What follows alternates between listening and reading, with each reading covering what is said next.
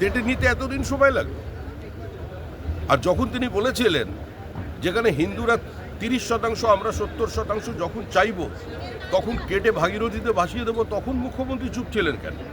যেদিন ফিরহাদ হাকিম বলেছিলেন প্রত্যেক মুসলমানের উচিত আরেকজনকে মুসলিম ধর্মে রূপান্তরিত করা আর খোলাখুলি দাওয়াতে ইসলামের কথা বলেছিলেন, সেদিন মুখ্যমন্ত্রী চুপ ছিলেন কেন?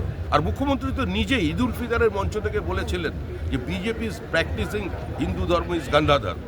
সেদিন ওনার বিবেক কোথায় ছিল? তো এগুলো সম্পূর্ণ নাটক। তৃণমূল ওখানে বাবরের রাজ প্রতিষ্ঠা করতে চাইছে। পশ্চিমবঙ্গের মানুষ শুধু নয়, ভারতবর্ষের মানুষ সেটা হতে দেবে না। আর এটাই যদি চলে, যদি এখানে বাবরিরই রাজত্ব চলবে, তাহলে মনে রাখবেন আদিনা মসজিদ, যেটা আদিনাথের মন্দির ভেঙে তৈরি হয়েছিল, কাটরা মসজিদ অতীতে জানিয়ে বিতর্ক হয়েছিল, আবার তার কবর খোঁড়া হবে। সেটা আমার মনে হয় না কোনো সুস্থ সমাজ সেটা কাছে সেটা কাম। এটা কড়াকড়ি